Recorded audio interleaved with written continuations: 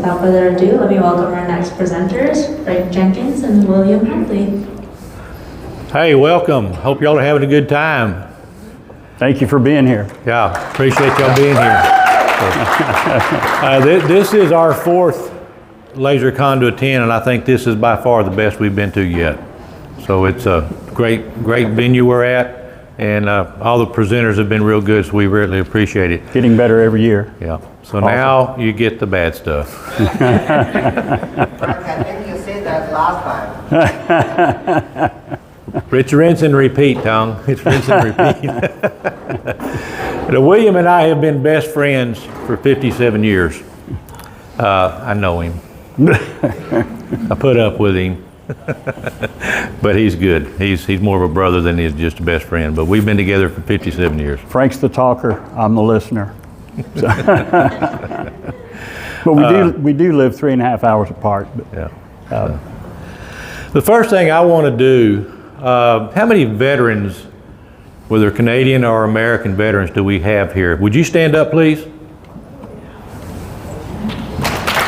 Thank you.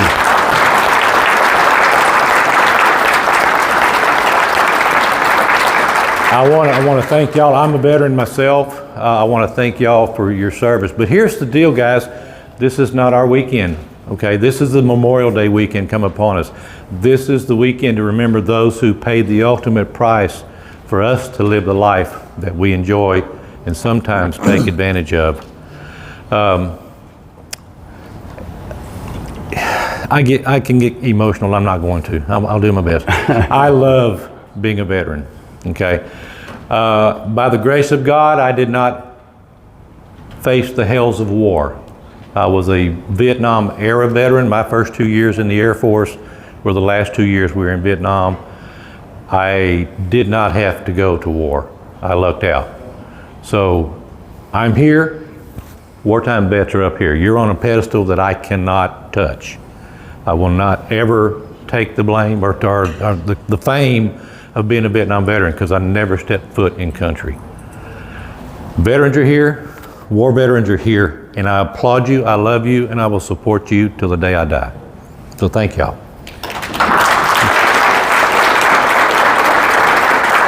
All right, I'm not going to bore you with all the stuff. Mainly what it points out to in our bios here is we are community supported. We love to support our community. We were very active in our communities. William and I were both machinists by trades, so we have a little bit more of a technical aspect that we come into with the AP laser and the functioning of the software and things along those lines, and the way that we approach doing our business is a little bit different. Basically, I mean, you can see I umpired baseball. I love baseball. Get me between the lines and I don't care who you are.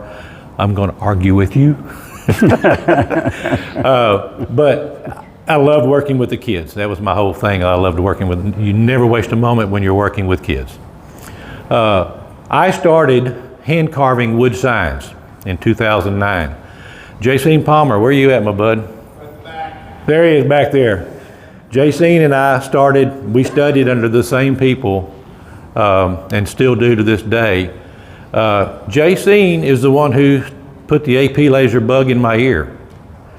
I was looking for something to give my customers in between orders when the sign orders slowed down.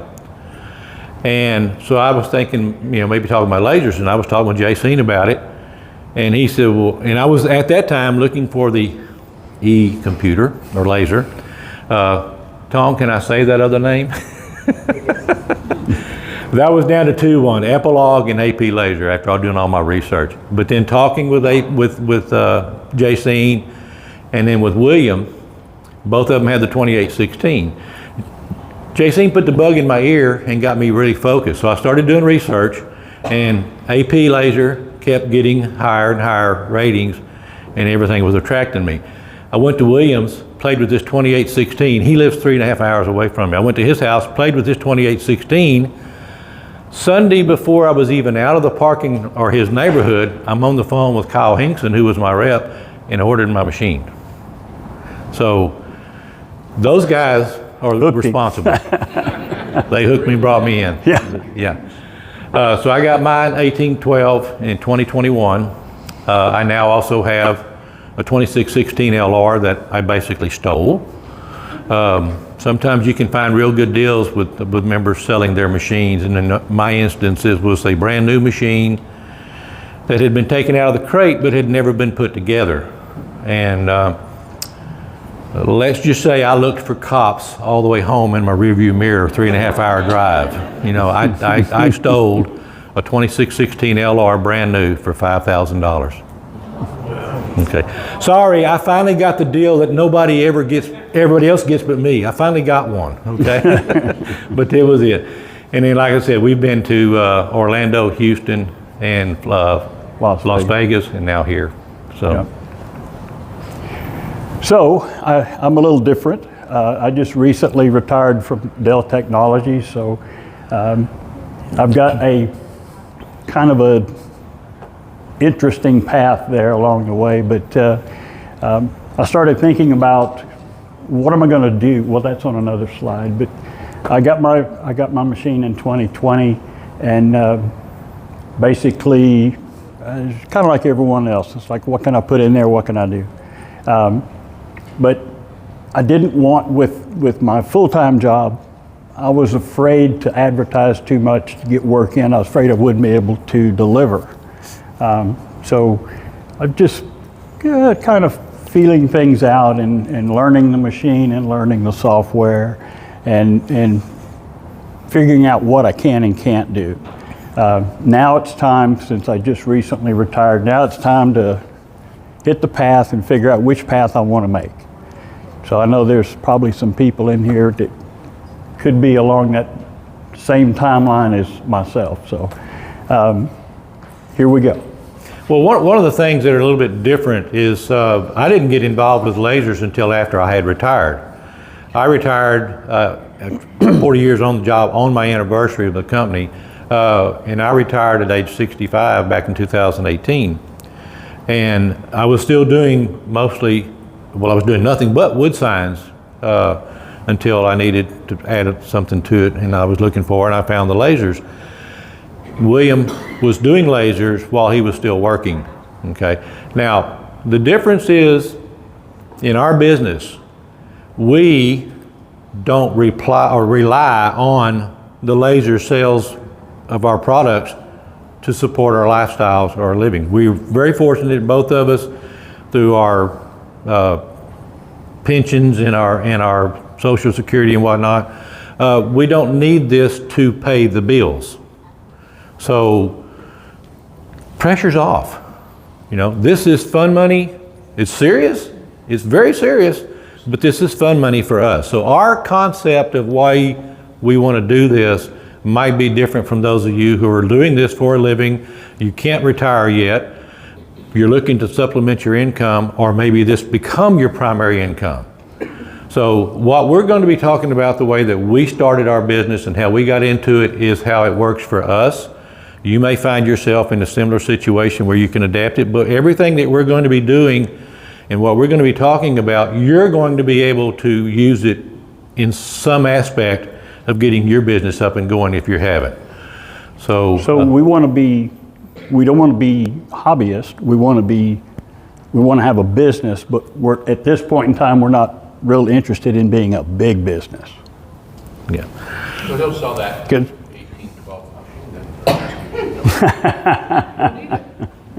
Oh, no, that 1812 does all my tumblers. The 2616 does all the flat work, but that 1812 is set up permanently, and that chuck rotary is lovely. Oh, love it.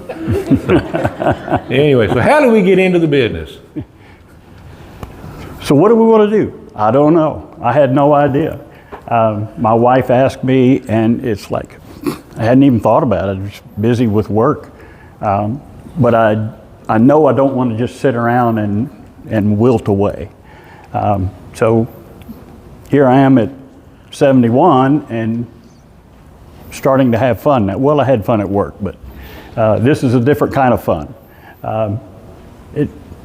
And how big do I want to be? Well, it's just like Frank always says, it's me, myself, and I at this point. And I'm sorry, those other two lie to me all the time. Okay.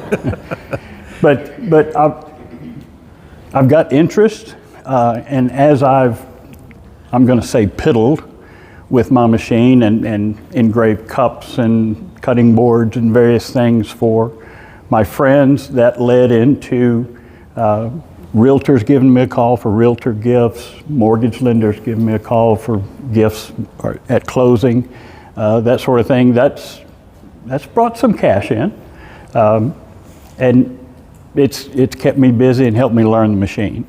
So I think we're actually kind of getting ahead in our slides here as we talk. But the big thing here is be flexible, be willing to make changes. Have an idea what you want to start your business with, but bear in mind, that's not necessarily what you're going to end doing in your business. It can change. Be ready to change, okay? Cups are great. I'll never stop doing cups. They're great. But there's lots of other things out there that can be done. So be flexible, be ready to make a change. And we're going to discuss some more changes further on into the program. So this little item here is what really started my wife. As a mortgage lender, she found something like this on Etsy, and she said, "How'd they do that?"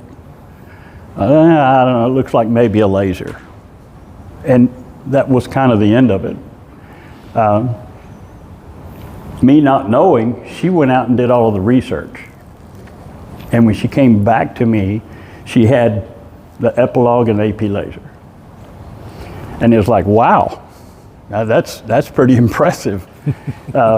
So she said, okay, well, here you go, and figure out what you think you want. So, well, it was hands down AP. It just, the family, after talking with them on the phone, the family atmosphere, the service, I've had excellent results from the service, excellent results with talking with Tom. I mean, it's just fantastic. How many other companies do you know that man right there, president of the company, will give you his cell phone number and make himself available to you? I don't know of another major corporation that'll do that. I worked for a family-owned business, and my boss refused to give customers his cell phone number. That man right there knows what to do. Yeah. Thank you, Tom. Yeah.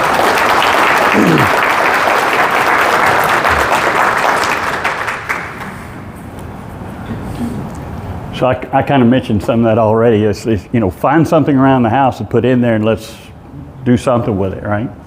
First item you put in there, you burn it up. Okay, that's just part of it. So with me having a full-time job that was pretty intense at Dell Technology, I worked with large power, large network. I was in charge of the lab that validated new server product before it was released to market. So it was big and very complex. But I knew that if I got too busy with my laser, that it would pull me away from my day job. And I needed to stay in my day job until I retired. So I held back. But I spent a lot of time learning the machine, getting very comfortable with the machine, knowing what I can do with it, what I can't do with it. A lot of hours with Lightburn, a lot of hours with Frank on the phone. We just talk back and forth. I'm having this trouble, I'm having this trouble, and it's just been awesome to have Frank in this business. To just have someone to talk to. So that's a key thing. Find someone that you can buddy up with and share thoughts. I mean, everyone's here, right? Everyone here will talk to any of you and help solve any problem that you might have. The Facebook pages are awesome. But Frank and I have been on the phone with a lady in South Texas, and she has problems. We have a solution. And our good friend Ellie right here We spent lots of time on the phone with Helly and Brian. I helped Brian and them get theirs going. If you don't leave here with a mentor that you can talk to, it's your fault. Everybody here is in the same boat you are. Right. Meet somebody, talk to them, become friends with them, and leave here with another mentor. I don't look at any of you as competition. Him, I don't know, but anybody else, you're not competition. I'm mentors. If I can help you get ahead in the game, I'm going to help you. If you can help me get ahead of the game, help me. Don't look at anybody in here as your competition. We want to help you. It's the same thing on the Facebook page. But So if you, Frank's a video hound. He's not really happy unless he's in front of his camera. So I've got one around. if you want to look him up online, he pretty much videos everything he does. So it's good to watch those. It's fun. It's fun. Here's the deal. Document everything you're doing. You've heard it said before, take pictures. And, videos are great. Pictures are great. Write down what you're doing. Use the note feature like Jeff talked about. Use the note feature in Lightburn to keep products of what you're doing. Use the artwork library. Use the the art library. Both those features will help you. If you've got repeat items that you're doing, make use of those features, but document everything you're doing. Number one, you get to see how you have progressed from start to finish or where you're at right now. Document everything. You're going to learn from what you did. I promise you. Document it.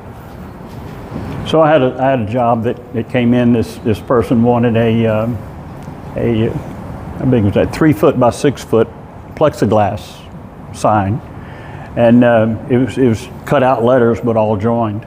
So I was forced to learn print and cut and Lightburn.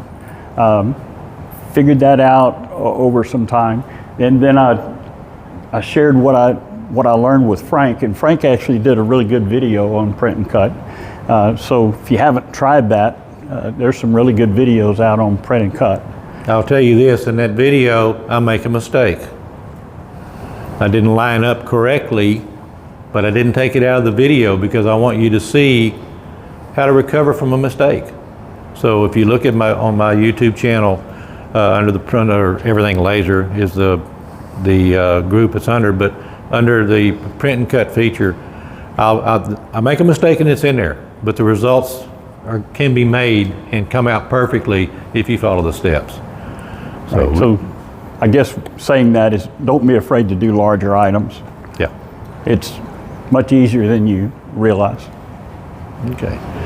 All right, what I want to get into, this is something I'm very passionate about, is the Small Business Development Center here in the United States or any of the territories of the United States.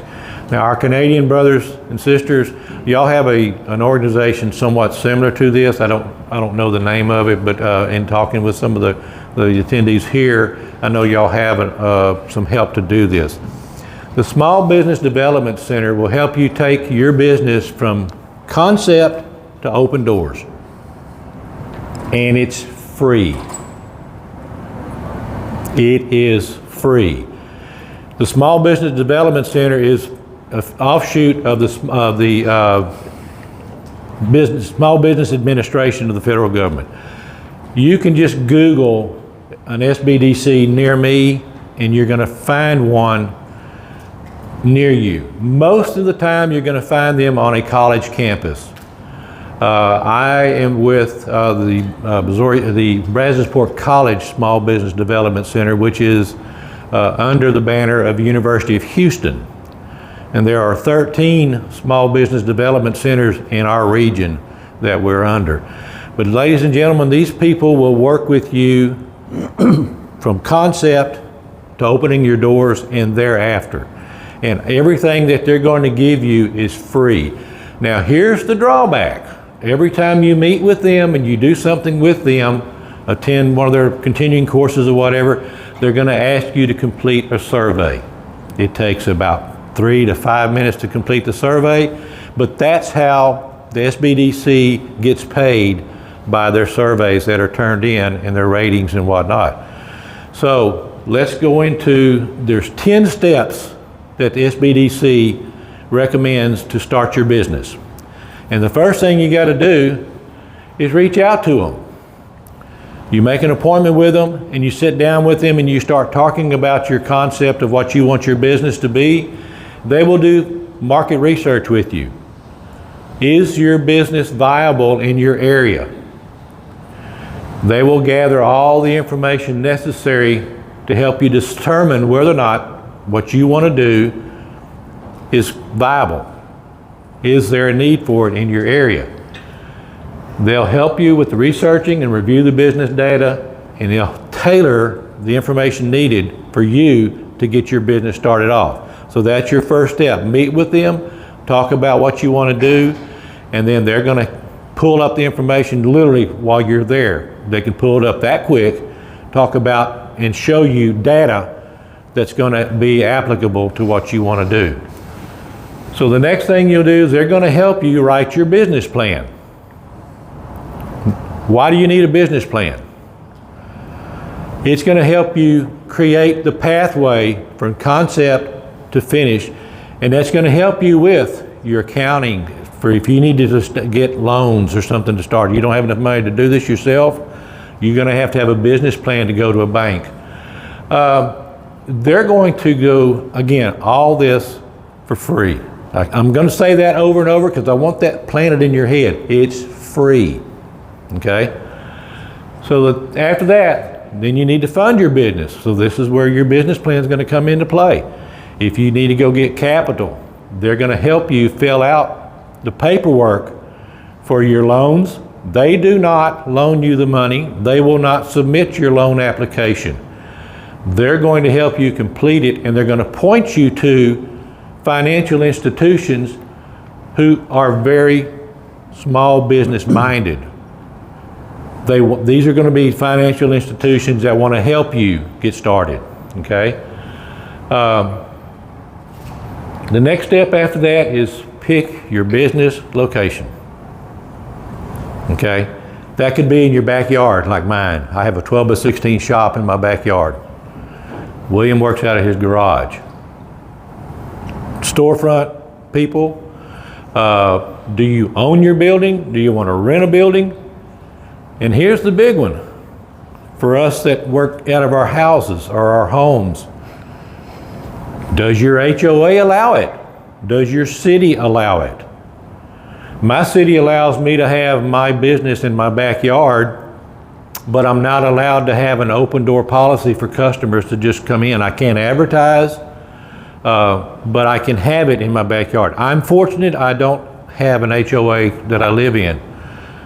Sadly, I've got people that don't mow their grass, but I can run my business out of my backyard. But here again, you have to know what your limitations are. You've got to do some research. This is not one thing that the SBDC can help you specifically. They're letting you know this is something that you've got to go and figure out. You've got to make contact with your city and your state and your county and make sure that you can have that business set up where you need it, okay? Okay, now we're going to talk about structures. Structure is choosing what type of business do you want to have. Whether you want sole proprietor, general partnership, limited partnership, a corporation. If you're really big, like Tong, you want a corporation or limited liability. Those right there are the ones that SBDC can help you with all the way. The nonprofit organization or the co-ops, they're somewhat limited to what SBDC can do on those. They won't blankly tell you no, but they're going to sit down and discuss this with you and decide if they can help you. If they can't, they'll point you in the right direction to where to go get your help. They're not afraid to point you to somewhere else if you need it, okay? They're here to help you get started. As a minimum, don't do a DBA, do an LLC. I'm not a lawyer, even though I slept in a really nice fancy hotel the last 2 nights. I'm not a lawyer. But LLC is the first level that removes financial responsibility away from you should you be sued. They can't touch your personal assets of any kind. They can come after your business. They can come pull my shed out of my backyard. They can take everything that's inside that shed, but they can't touch my house. They can't touch my personal finances. They can't touch my car. They can't touch anything else other than business related. At minimum, I encourage you, and here again, this is where you're going to talk with people, but at minimum, LLC. Personal opinion, okay, but I strongly believe in that. All right, choosing your business name. Yeah, choosing your business name is you know, what are you going to call it? What's going to help identify you and where you are?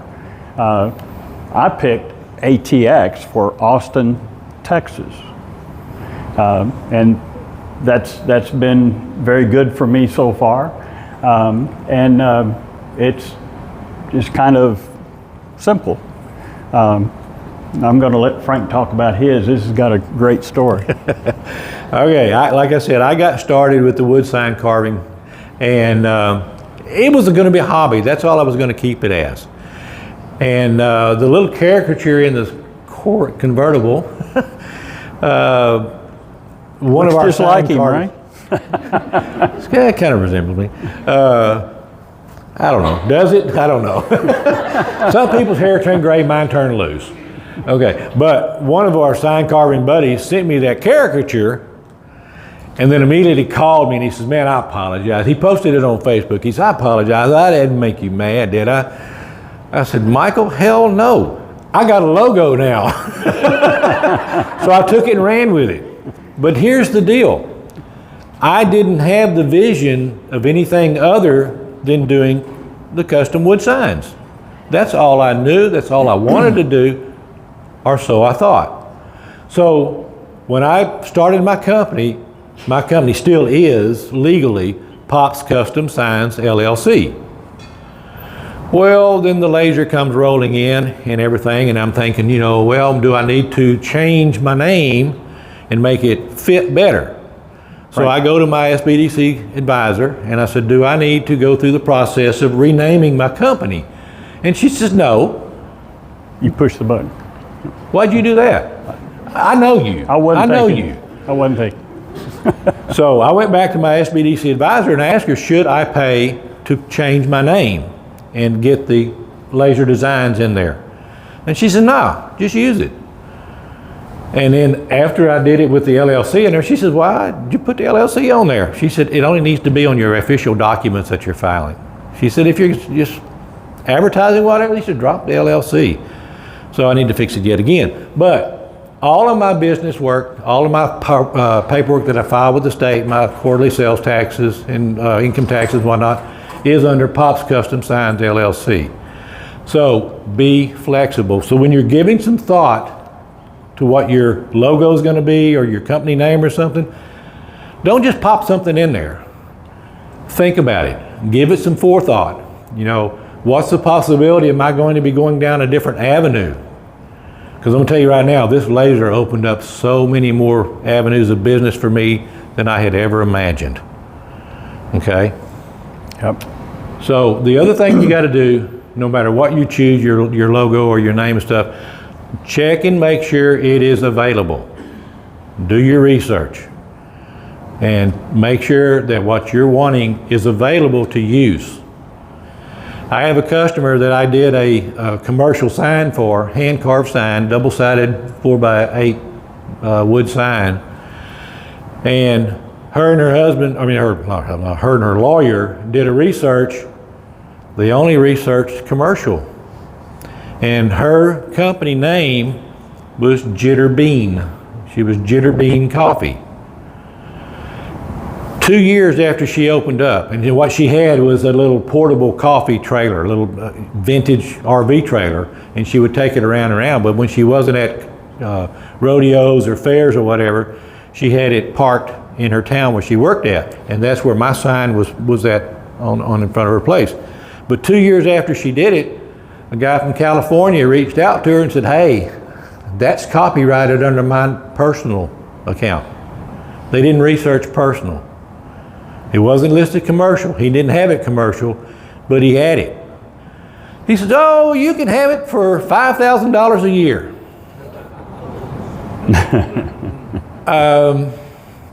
Carving a wood sign by hand with a wood router with it laying flat is simple. Carving it standing straight up is another whole ball of wax. It's hard to carve, but I did it.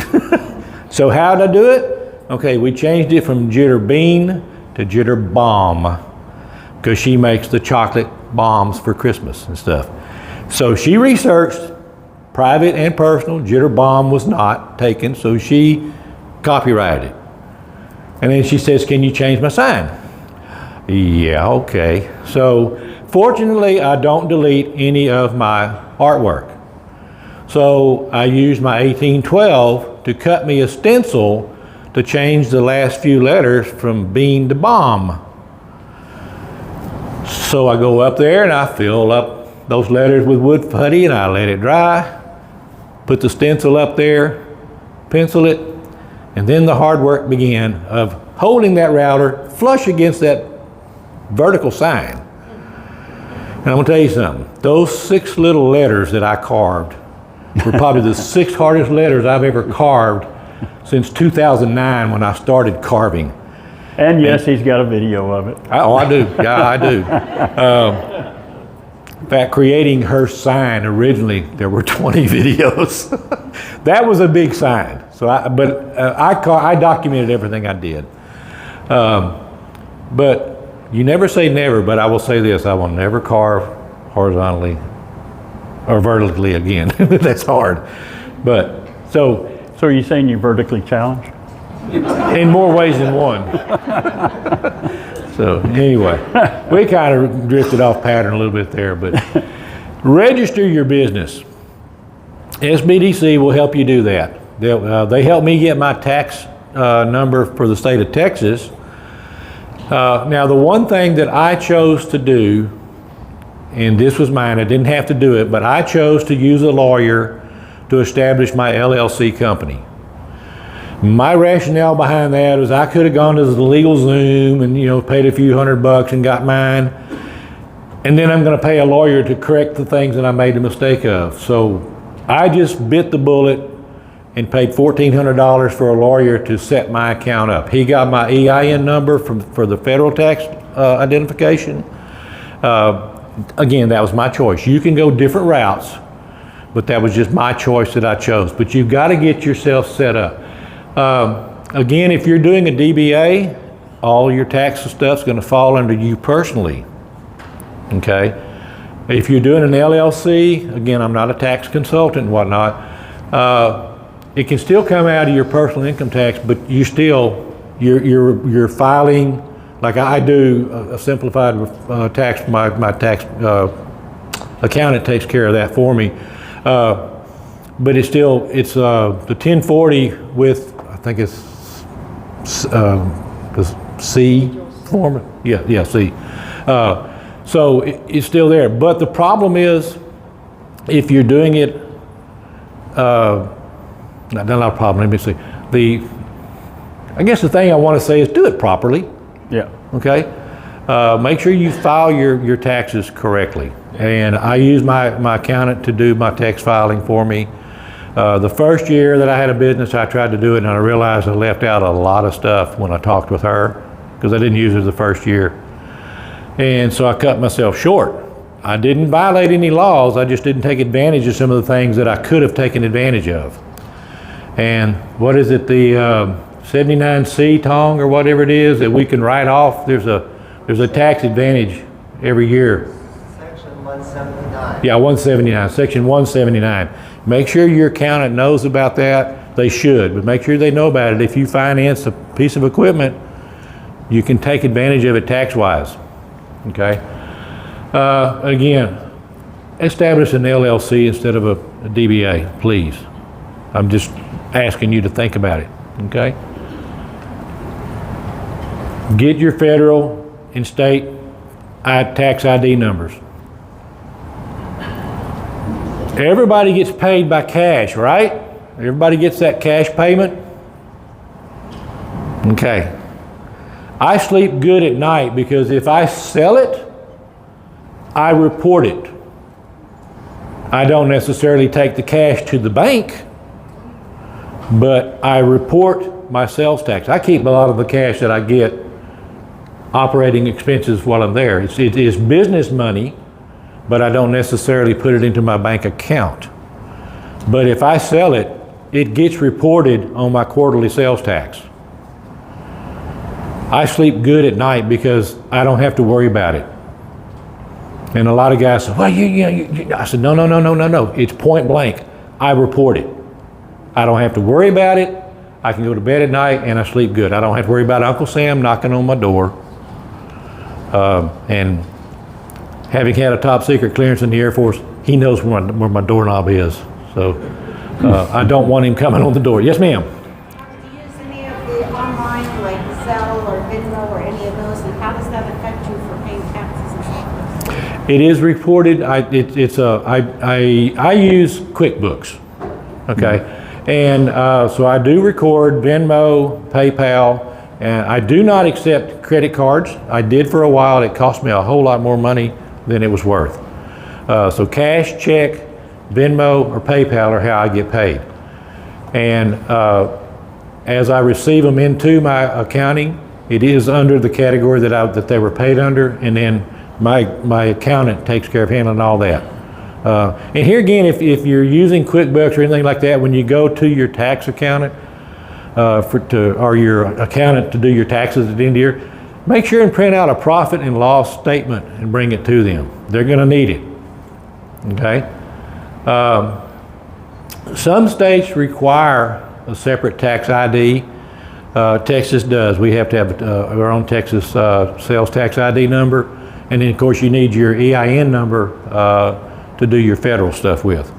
Now the lawyer got my EIN number for me when he filed all my paperwork, and then but the SBDC helped me file and get my Texas tax ID number. The other thing you want to do, keep your bank account separate for your business from your personal account. Unless you're doing a DBA, which I don't recommend obviously, keep your accounts separate. I chose to actually take my business account to another city, which is only 11 miles away, but I did it for two reasons. I wanted to be in an entirely different institution, plus the financial institution I'm with is a small business minded company or bank. They don't charge me for having a business account there. A lot of the other ones are anywhere from $20 to $30 or even more per month for them to hold my money and not give me any interest. So, do your research, but keep your business and your personal finances separated. You could, yes sir. Did you have a question? Okay. You could put it in the same financial institution that you're at under a different account. But for me, it was just in my mind, different banks, different towns, which I do 90% of my shopping in that other town anyway, so I'm there all the time. So it just made sense to me to just keep it that much separation. So it's harder in my mind, maybe it is, maybe it's not, but in my mind it's harder for somebody who wants to attack me personally. They can't get to me as easily. So, and again, this is something that the SBDC will recommend that you do, is keep your finances separated, okay? So, apply for license and permits.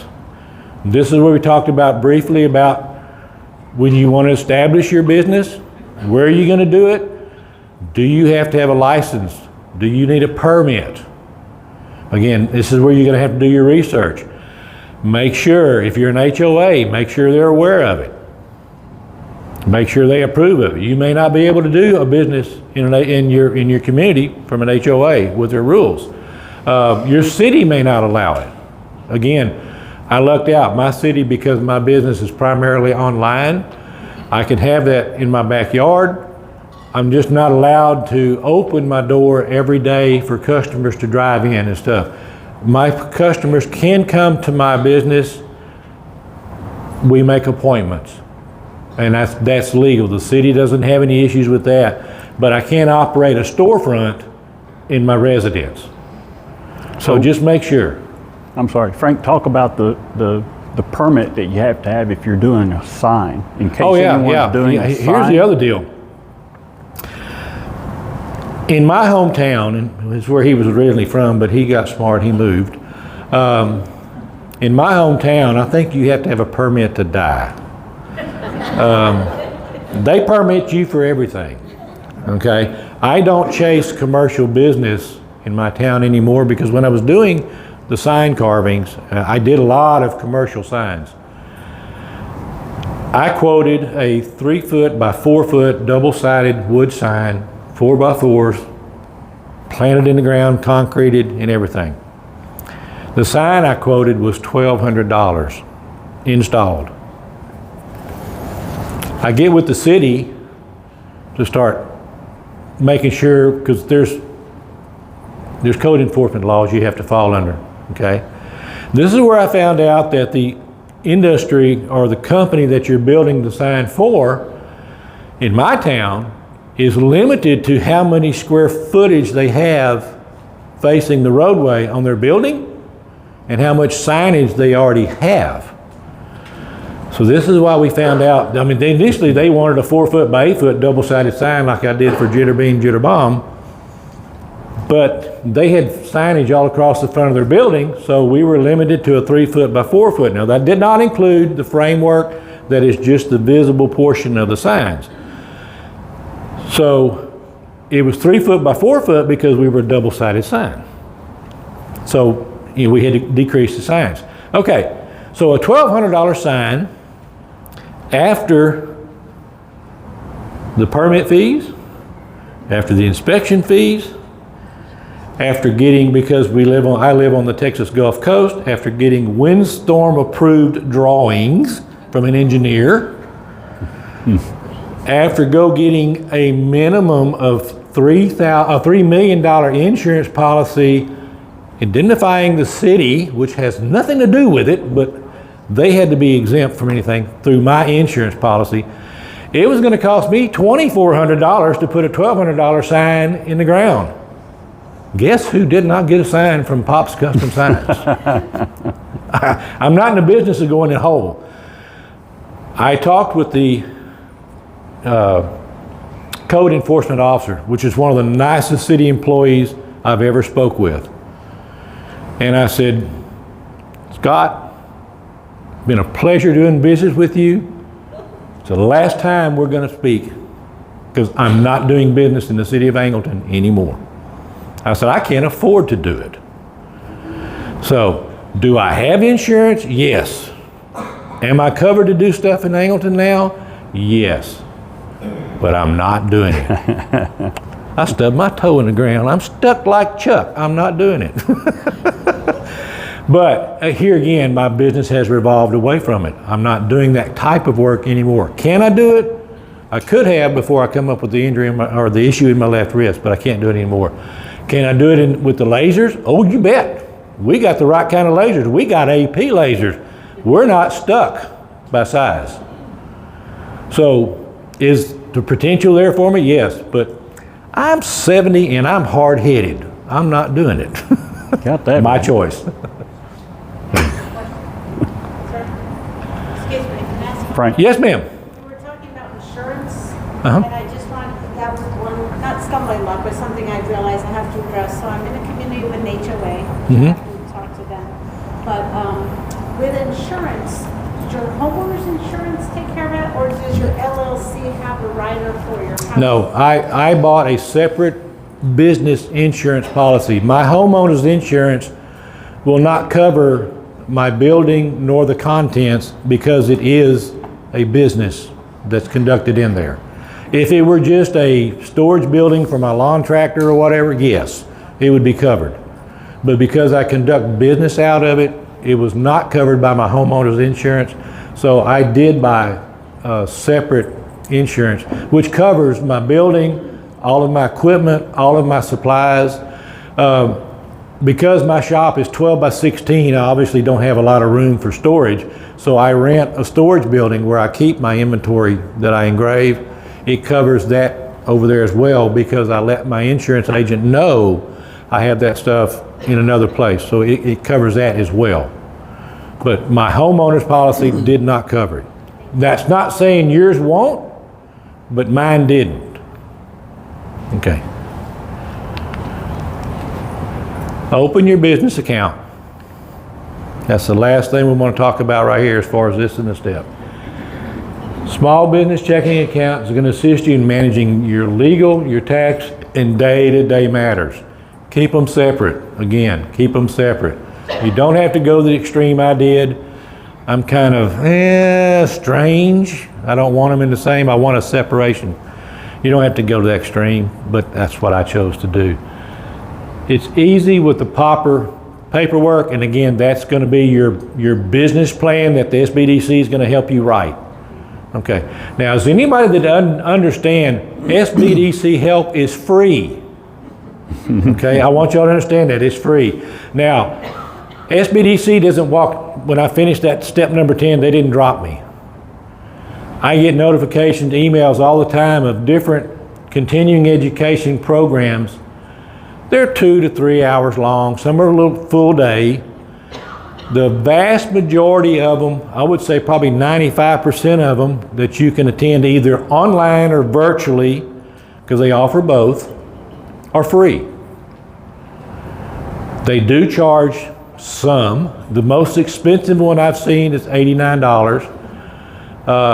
And that was for a full day seminar that you attend. But they bring in specialists and all to talk to you about certain categories and whatnot. Now, my veterans, my fellow veterans, the SBDC has specifically veteran-assisted programs to help you get your business going, to keep you running. But guess what? Minority, women. I mean, you name a category of business, they've got what it takes to help you get your business going. So don't go in there thinking you're going to be under one umbrella. They're going to help you with whatever you want to work under. I take advantage of their veterans group and stuff. I take advantage of that. They're going to help you get that set up, get it going. Also, vets and minority businesses, women-owned businesses. Go to your state. They got programs that can help you. Texas has a fantastic veterans group to help us. They'll point you in places where you can get more business. They'll drive you to places that need you that you don't even know about. So take advantages of those offerings. They're not limited to just general business. They'll help you in any kind of category, any other moniker you want to fall under. Trust me, they've got what it takes. And from day one all the way through. I've been with them since 2019. And God, I love those people. I love them. We can't tell. No, can't tell, huh? My local SBDC will actually video and help you with your first commercial for free. They just bend over backwards. Every way that you can think of, they're going to help you. You know, so in case y'all didn't know, I'm kind of passionate about this. Okay, now here's something that was just brought up and I just discovered it, and I saw this on YouTube, and I want y'all to take a video or a picture of that QR code, and I want you to copy those 2 YouTube links right there. Fence-in is a federal law that came in, and it is a requirement to help. The government wants to know all about the primary players in your company. Yeah.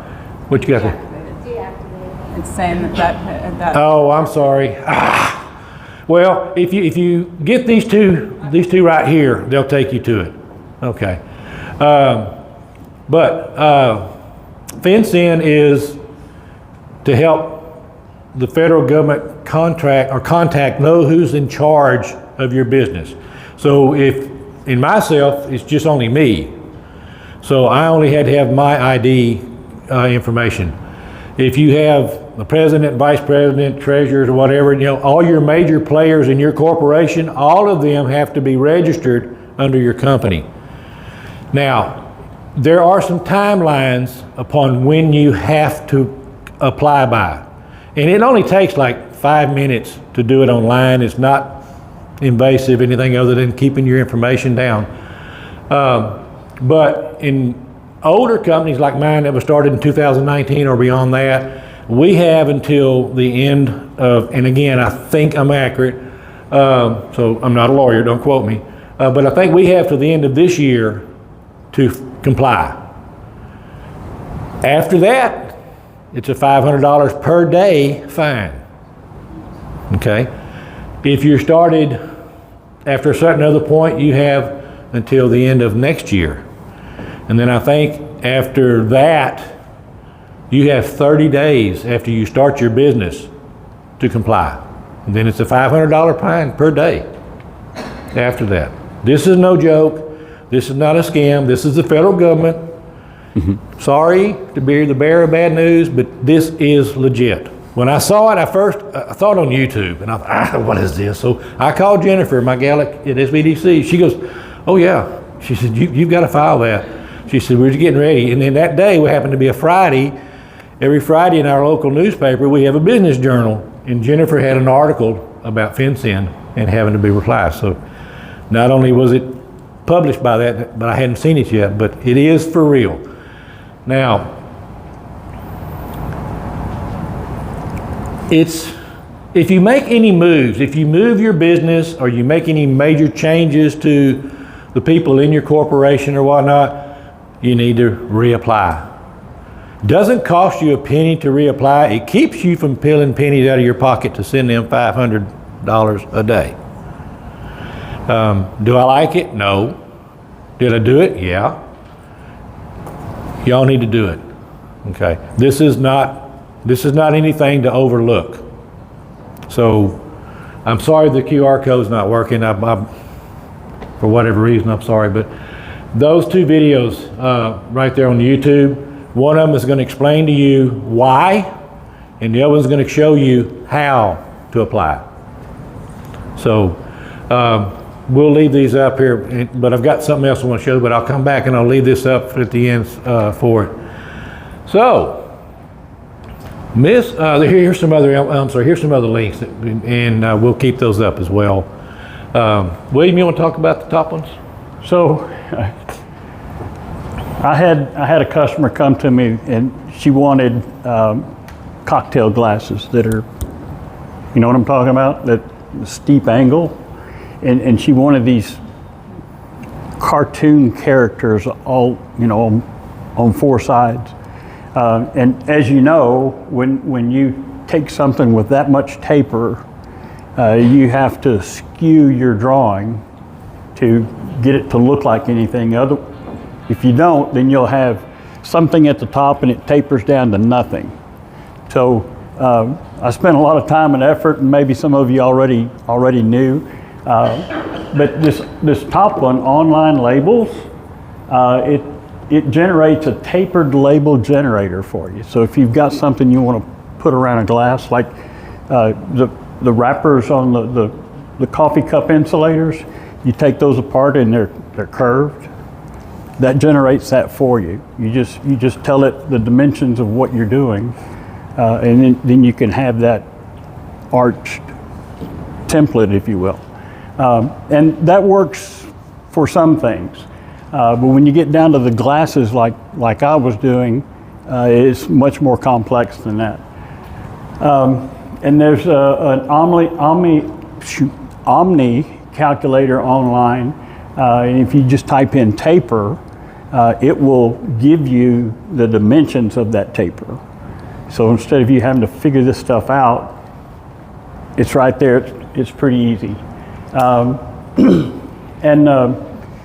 Lightburn now has a feature that what do they call it, Frank?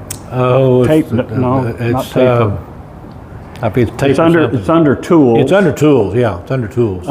And you put in the dimensions. Morphing tool? No, it's actual taper. It's an actual taper tool, but it's under the tools section in Lightburn. And it'll take whatever you're putting on there and you put in the dimensions and it'll adjust it for you. I did those, once I figured all this out, those glasses came out beautifully. So I just thought I'd put some of that up there to make it helpful. Now, you can also find the Small Business Development Center under the SBA government website. But simplest thing is just search SBDC near me on Google and they'll show up. And then of course there's this laser company, AP Laser. Y'all know who them are? Never heard of them. Oh Lord, I love this company too. So, and then you can reach William and I through our email addresses there, and we'll leave those up. So, all right, one last thing I want to bring up, and this hit us last night thanks to Miss Ellie. Ellie, you want to talk about this? You want to come up and talk about it? Come on. Come on. Nice. Can you just hold But he's gonna bring you a microphone. So. Thank you, Frank. Getting me out of my comfort zone. There you come on. So I currently work both with my small business and I also work with Entrepreneurs Forever. They are funded by the SBA and they are going to expand all across the country, but currently we have over 150 seats left that are fully funded for Pennsylvania, unfortunately. Only there, but it's over 150 seats that put you in a peer group program for 3 years. And you meet once a month concentrating on business areas that you need to develop with 12 other small businesses.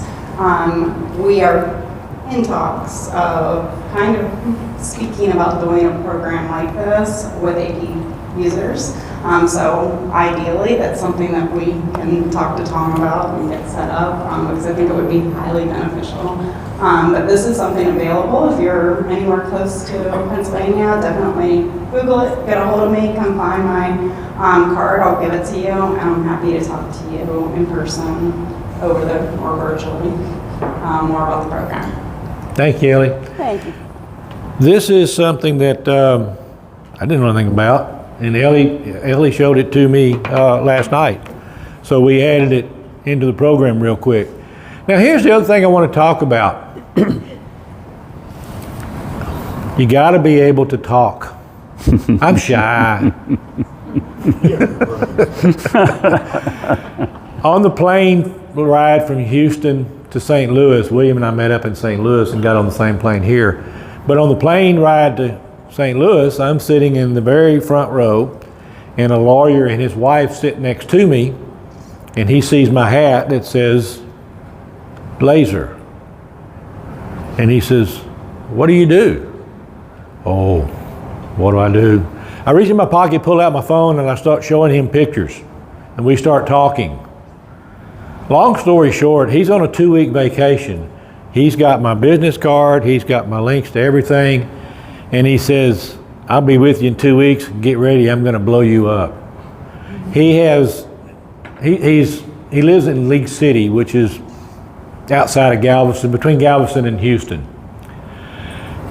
Every year at Mardi Gras, he rents a float for the Mardi Gras parades. And he says, "Could we throw medallions rather than beads?" I said, "Oh yeah, we can." And so then he shows me, his wife shows me this beautiful wall. I'm a wood guy. Horizontal beams from about 4 foot up to the ceiling, all different colors. Red, blue, brown, beige, you name it. I mean, it's a rainbow horizontally on this wall, and there's nothing on it. And she says, "Can you engrave glass?" I said, "Sweetie, We can engrave glass. She says, well, how big? I said, with my laser, how big do you want to go? Well, guess who's going to be doing a big glass panel for them? Dimensions is yet to be determined, but you know what? We're going to do it. Have pictures with you wherever you go. If you can, bring a sample. Make your own tumbler. Walk around with that tumbler. Oh, I did this. Hey. Be ready to talk. Be ready to show. Now, Tong asked me in Florida at LazerCon in Orlando. I had only had my laser maybe 9-10 months. And he said, what do you notice difference in your life since you got your laser? And I said, well, Tom, do you really want to know the truth, or do you want me to tell you what you want to hear? He said, no, tell me the truth. I said, I don't mind going to Hobby Lobby now. Prior to that, I'd give my wife an extra $100 for me to stay home. But you know what? Now, I go to Hobby Lobby, I make sure my business card pack is full, I've got my doc card on the back of my phone, and I know what section of that store to go in to meet all the women wanting stuff done. And you know what? I'll give out 10 business cards in 2 weeks. 4 are going to call me. I promise you, 4 are going to call me. Be ready. It's there. The business is there. You just got to talk. I'm going to break his shell. I've been trying for 57 years. I'm going to break his shy shell.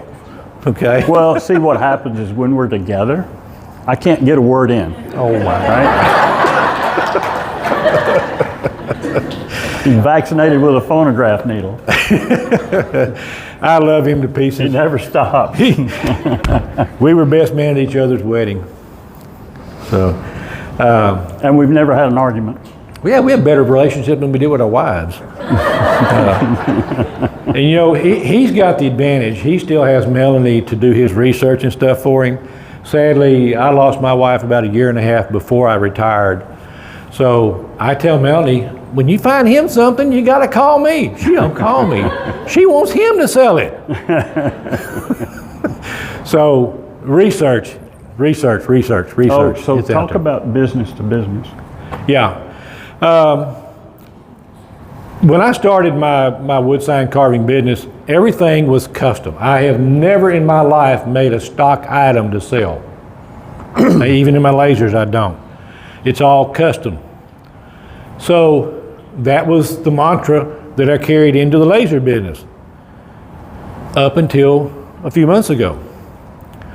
So I got to looking. I did one order for 650 tumblers at Christmas. I did that in collaboration with another business in town. It's a mother and daughter business. It's been in business about 30 years. They do shirts, hats, caps, things like that. They don't do lasers. She had a big order for Dow Chemical Fire Department worldwide, bringing their people into College Station, Texas for a symposium. And they wanted hats, shirts, jackets, and all this kind of stuff. And then they wanted tumblers.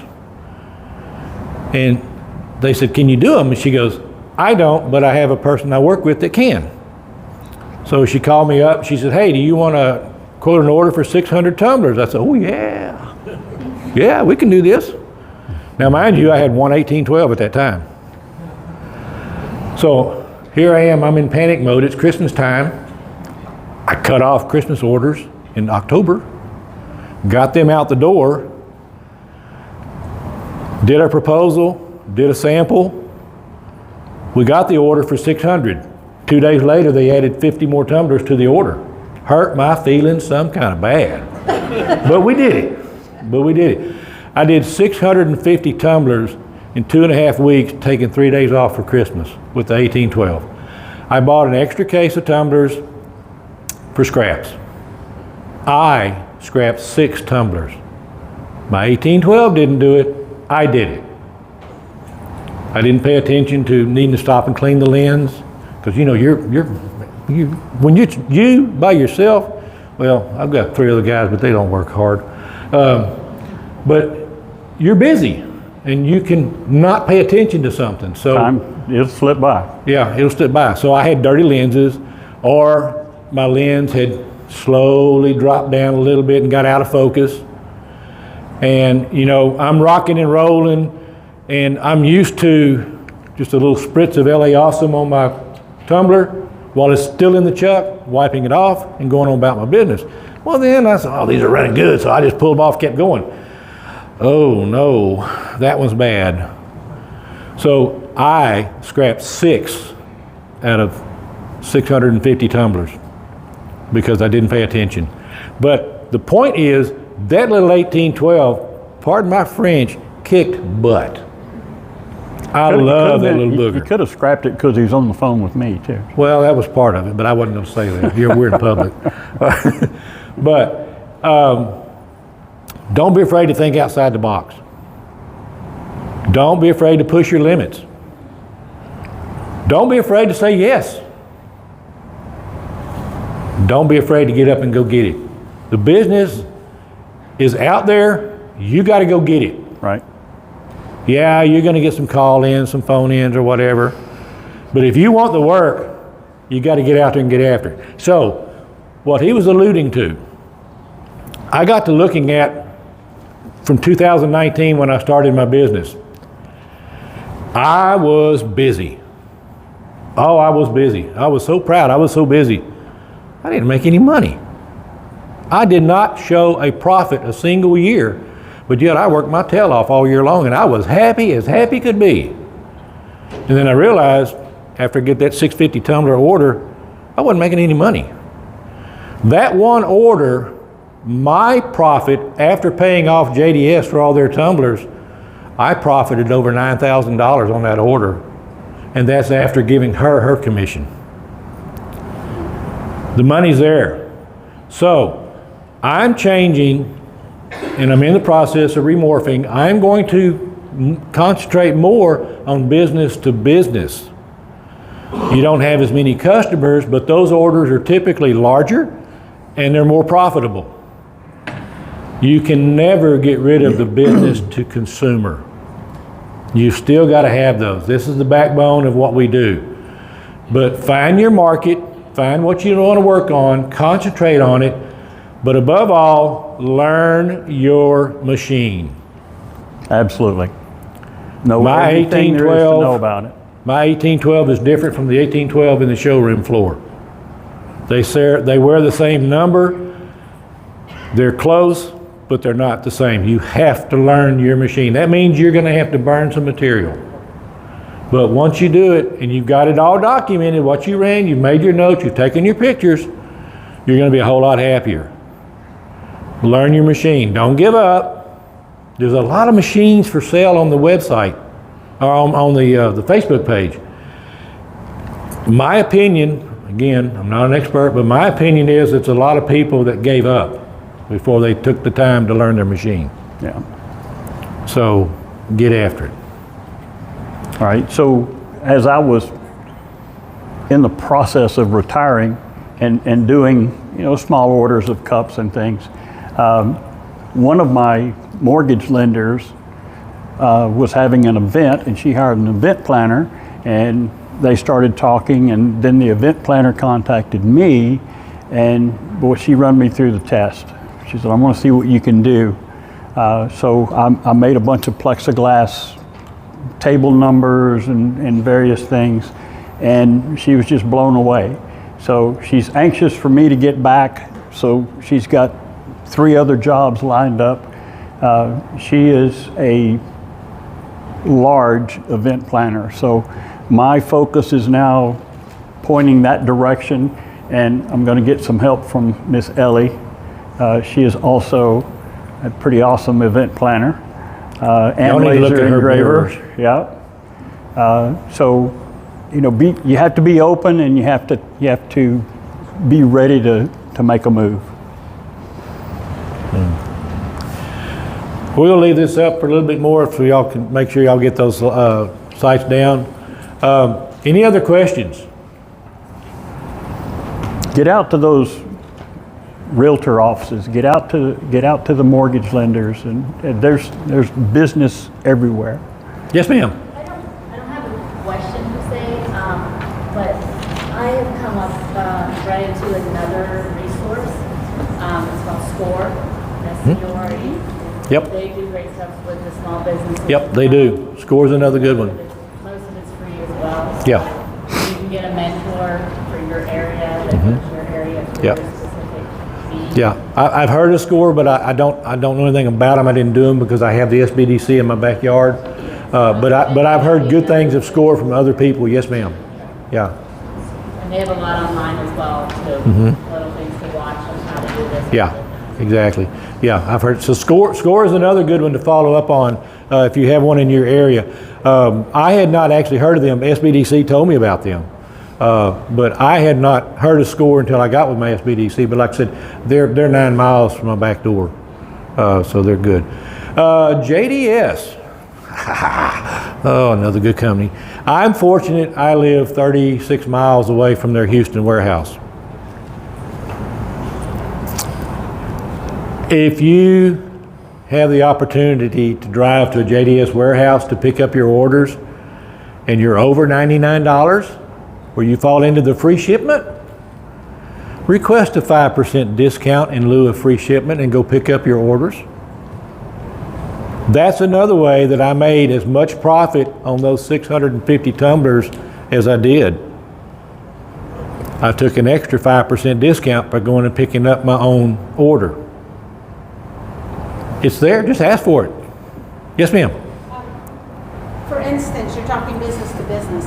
How did you, just trying to get an idea of a breakdown. So you're giving the lady who referred you a commission. So how did you percentage-wise do that? You know, to figure out, say the tumbler cost is $6 and how, Okay, I typically, JDS has a suggested retail price that does not include engraving. So I told her, I said, I'm going to quote you and I'm going to give you the percentage we agreed upon. It would be that price plus $5 for engraving. Okay, so it's per tumbler. It's based on that. Now, because I was buying so many tumblers, JDS gave me special pricing yet again. So I am fortunate enough I do fall under their advantage pricing, so I get the 10 case pricing on everything that I buy in a full case quantity, whether it's one case or not. I get the best price. So I get that discount, and then I get 5% for picking it up, and then I got a discounted price off of that price to begin with before I got the 5% for picking up my order. So I got a lot of discounts off there. That made it affordable for me to give her a little bit larger commission. We now have a working relationship. She's been in business, her and her daughter, for over 30 years. They have all the sports teams, all the school sports and stuff. They've got it all. She and I both have the Kansas State logo license because our local school uses that license. So we can both put the logo on there and be legal. We also have the little, well, we do everything we have to comply. But I give her that discount because of that. So now what she does, she buys items from me, pays me for them, stocks them in her order, in her showroom to sell. And then when she's out, she calls me up and she orders more of them. And she pays the tax. Yeah, and here's the good thing. When you have the logo of authorization for copyright, and that's another thing, we're going to talk about copyright, but with Kansas State, you have to submit and get an approval drawing of everything that you're going to be doing. And I mean everything. T-shirts, hats, logos, on tumblers, sippy cups. Every one of those require permission and approval for them to allow you to sell them. And then they take their 12%. So she says, you don't worry about filing because only one of us has to file with Kansas State to get the approval. And she says, you don't do that as often as we do. We're filing every day. She said, don't worry about it. She said, I will take care of filing and I will take care of paying the 12%. So again, there's more money that I had to play with. So she and I have a very lucrative agreement that we're working on in collaboration with. And Lord have mercy, she is a hustler. I mean, she's got the business. And so it works out for us real well on that. So, copyright. Do not, if at all possible, pay attention, do not violate copyrights. I don't knowingly copyright somebody's business. I followed Bonnie's recommendations. I made 50 keychains for the police, fire, and EMS in our department, in our city. Now, William and I are both retired volunteer firemen from our city, so we know the chief of all the departments. I know him, and I went in and I said, I need permission to use your logo. For what? Don't worry about it. You're gonna like it when I give it to you. I'm making y'all something. I got written permission, and they sent me their files, of their SVG files to use. I made those 50 keychains of each department, I gave it to them, and I said, Chief, anything the department buys from me gets a 15% discount. Anything the members of your department buy from me, they get a 10% discount. I will verify that they're still an active member of your department before I accept the order to give them that discount. But the individual orders will never have your department logo on them. The logo will only be applied to anything that is bought directly from your agency on your letterhead, paid for by you. It's not going to get violated. And that has been wonderful. I've already done all the police department's plaques for the officer of the year, dispatcher of the year, support personnel for the year for a couple of years now. And I'm fixing to replace every plaque in our department that recognizes every police chief, officer of the year, or whatever, from the very first police chief of our department. Our city is over 100 years old. There's nothing wrong with the plaques that are hanging. They just want something prettier and newer. Oh, I get to do that. You know? And it's all because the Lazer. AP Lazer. So, anyway, any other questions? Yes, sir. Collect half up front? No, sir. If someone ever backs out, or? I don't, because I'm in with people that I know. I grew up there, and I was when I was working, I worked 40 years for the same machine shop, and these are people even in the other towns. I know them. Okay, I'm fortunate. I've had one person from Louisiana I didn't know that didn't want to pay in a timely manner, but I finally got them paid. I'm not going to change my business mantra for one mistake, but it's me. I know other people that they won't start their laser until they've been paid 100% up front.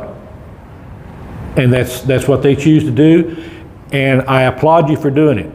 I'm fortunate. It's been good for me. I think it all depends on your situation. Yeah. Those 600 tumblers, you fronted those, and Yep. you knew you were getting paid, I guess. I did. Mhm. Contracts in place. Yeah.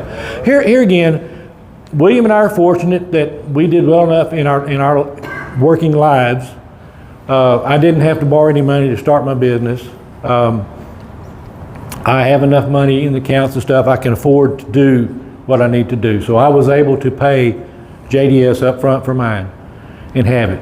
But the beauty is, she's been in business for 30 years. The day I delivered them, she wrote me a check. You know, but she's on net 30 terms with me, but she's yet to go one day. When I deliver, she gives me a check every time. But that's a relationship that I have with her. Yeah, by all means, get money up front if you need it. I'm fortunate, he's fortunate that we don't have to do this, for everyday operations of our businesses. Yeah. Certainly if you're doing things online, you want them to pay up front. Yes, sir. We get it up front as a deposit, not basically to start the business, but to guarantee they're coming back. We don't want to start something and somebody's designing and not show up. Right. Yeah, I mean, this is different. Now, in that 650 tumbler order, in my business that I was in before I retired, I had a whole lot more experience doing business with Dow Chemical than she did. This was her first purchase order issued by Dow Chemical. In the past, it's always been, Dow gives their major players corporate cards to charge. They have an X amount they can spend per day, and most of the stuff that these guys were buying from her fell within their confines of their credit cards. But this order was going to require a purchase order. So she was telling me about all this, and I said, we don't do anything till the PO hits your desk. And I said, we'll quote, I'll make samples, but we don't start anything until the PO hits their desk. I never ordered a tumbler or anything till the purchase order was there. I know Dow Chemical very well from dealing with them for 40 years. Once the purchase order is issued, they're not going to cancel it. If they cancel one, trust me, there's lawyers involved. But typical orders like that, they're not going to cancel. Our situation's mainly smaller customers that we don't know, but I did work for a company. I was laser engraving lithium batteries, cell batteries. He was out of Ohio and actually moved to Wyoming. He took a job with, was it MGM? There was probably thousands on 4 skids, contracted job with MGM to produce their logo on the batteries for the hotels. They stuffed him. It happens.